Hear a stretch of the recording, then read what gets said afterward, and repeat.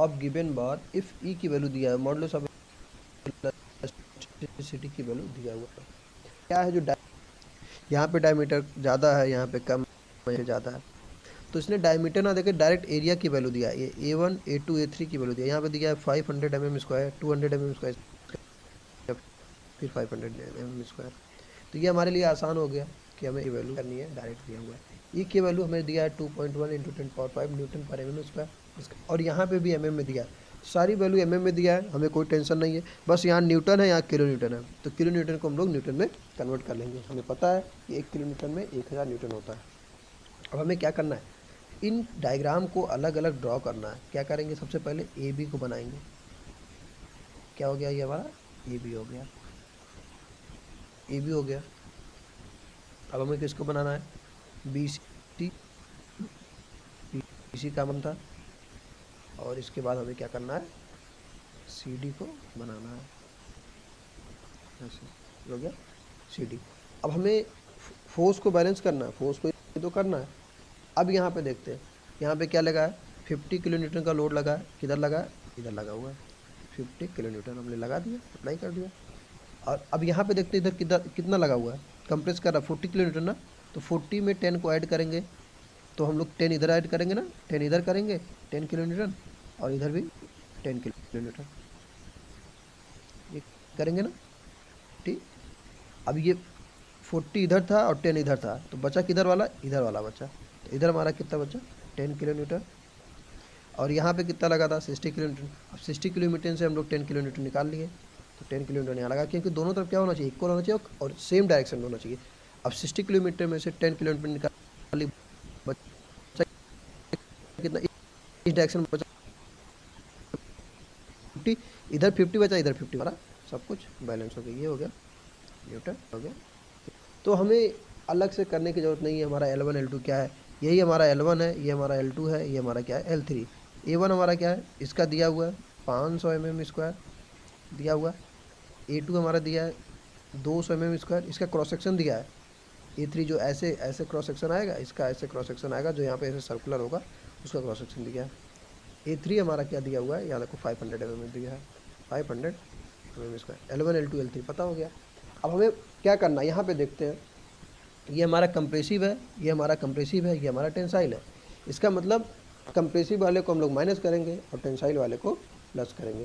तो अगर हमें निकालना हो कि चेंज इन लेंथ फाइनल कितना आएगा, तो change in length delta L equal to, पहला हमारा क्या था, कंप्रेसिव था, तो माइनस डेल्टा L1 प्लस नहीं, यहाँ से इसको हम कट करते हैं, फिर से करते हैं, दूसरा भी क्योंकि हमारा कंप्रेसिव है, तो डेल्टा एल इक्वल टू क्या हो जाएगा, माइनस डेल्टा L1, ये हमारा कंप्रेसिव है, इसको भी माइनस डेल्टा L2, और ये हमारा क्या टेंसाइल है, ये हमारा क्या है, टेंसाइल है ना, बाहर की तरफ लगा हुआ है, प्लस डेल्टा L3। अब हमें क्या करना है, delta L1 delta L2 delta L3 की वैल्यू पुट करना है। चाहे हम लोग यहाँ पुट करके सॉल्व कर सकते हैं, या तो हम लोग अलग अलग करके भी सॉल्व कर सकते हैं। तो हम क्या कर रहे हैं, यहीं पे इसी में पुट कर दे रहे हैं, तो जाएगा P1 माइनस P1 L1 अपान A1 ई की वैल्यू केवल सेम है, माइनस P2 L2 अपान A2 प्लस P3 L3 अपान A3 ये करना ना। हम चाहे क्या कर सकते हैं, इसको अलग सॉल्व कर ले, इसको अलग सॉल्व करके इसको अलग सॉल्व करें, तो इन दोनों को माइनस करना है, इसको प्लस करना है, तो जो हमें वैल्यू मिलेगी उसको हम लोग कर लेंगे। P1 की वैल्यू क्या 50 किलो न्यूटन है, तो हम लोग क्या करेंगे, 50 × 10⁻3 क्यों कर रहे हैं, क्योंकि किलो न्यूटन को न्यूटन में कन्वर्ट कर रहे हैं। L1 की वैल्यू कितना है, 300, ये माइनस में है ना, ये माइनस रख देंगे, डिवाइड बाई A1 की वैल्यू कितना दिया है, 500 × E1, मतलब E की वैल्यू, E की वैल्यू दिया 2.1, E की वैल्यू दिया है 2.1 × 10⁵ माइनस, अब P2 ये कितना 10 है, 10 × 10⁻3 न्यूटन में कन्वर्ट कर दिया। L2 हमारा दिया है, ये हमारा है 200 mm, नहीं तब यह हुआ है 20 mm दिया हुआ है, कितना दिया हुआ 20, यहाँ पे क्या तो लिखा है 20 mm, डिवाइड बाई इसका क्रॉस सेक्शन दिया है 200 × 2.1 × 10⁵ प्लस ये वाला P3 हमारा कितना है 50 है, तो 50 इंटू 10⁻³ और इसकी लेंथ यहाँ पे दिया हुआ है 500। 500 divide by cross section area कितना है 500 इंटू 2.1 इंटू 10⁻⁵। हमारे पास ऑप्शन है इसको हम अलग सॉल्व करें, इसको अलग सॉल्व करें, इसको अलग सॉल्व करें। इन दोनों को माइनस करना है, इसको प्लस करना है और यहाँ पे वैल्यू पुट करेंगे तो भी हमारा सेम आंसर आएगा। हम एक बार में भी सॉल्व करना चाहें तो इस तरीके से हम लोग एक बार में भी सॉल्व कर सकते हैं।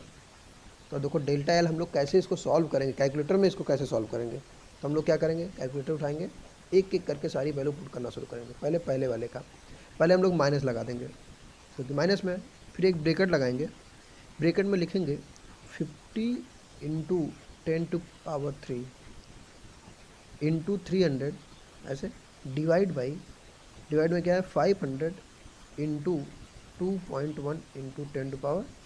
ब्रैकेट बंद, फिर से माइनस, ये वाला माइनस है, फिर से ब्रैकेट लगाएंगे 10 इंटू 10⁻³ इंटू 20। ये हमारा क्या था, लोड था ना 10 किलो न्यूटन को न्यूटन में कन्वर्ट किया, 20 हमारा इसकी लेंथ थी। ठीक है, डिवाइड बाई किससे डिवाइड करना है 200 इंटू 2.1 इंटू 10⁻⁵। ब्रैकेट बंद। अब ये वाला हमारा किस में था, ये वाला हमारा प्लस में है, तो क्या करेंगे प्लस, फिर से ब्रैकेट स्टार्ट करेंगे 50 इंटू 10⁻³ 10³ इंटू 500 डिवाइड बाई 500 ये नीचे वाला इंटू 2.1 इंटू 10⁵।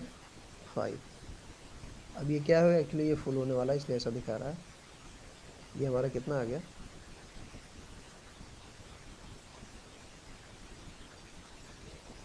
ये डेटा बहुत ज़्यादा हो गया इसलिए इस क्वेश्चन को सॉल्व नहीं कर पाया। आप लोग इसको करिएगा। हम लोग क्या करते हैं, इसको दो पार्ट में कर लेते हैं। पहले इसको एक साथ कर लेते हैं, -50 ऐसे कर दो ब्रैकेट लगा लेते हैं 50 into 10³ into 300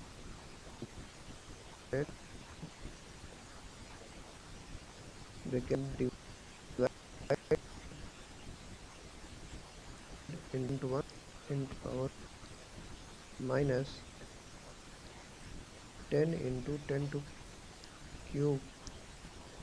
into 20 divide by